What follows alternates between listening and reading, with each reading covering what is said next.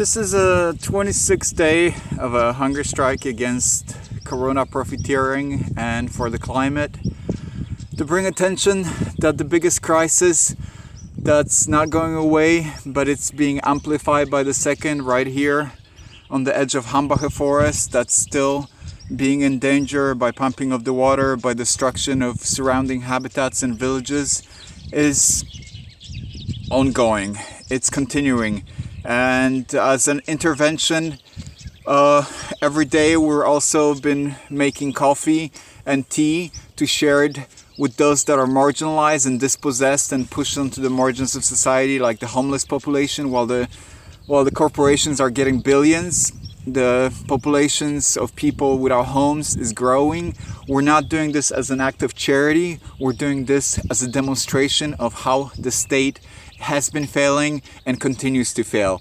And destruction, meanwhile, continues all around, as most people are sitting at home, as attention is directed towards Corona, this biggest single CO2 spot around the planet in Europe that's externalized in its effect around the planet continues. RWE is the biggest emitter of all the European companies, and this is the biggest net source of CO2 in Europe.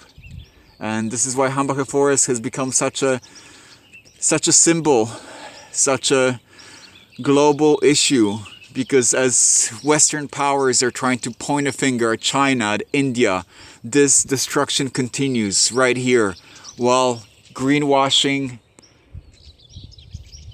continues all around the mine, with windmills symbolically put around.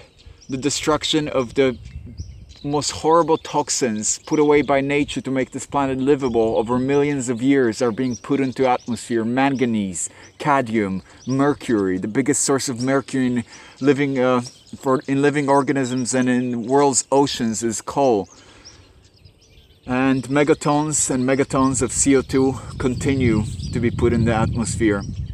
About 150 cubic million tons a year by RWE itself.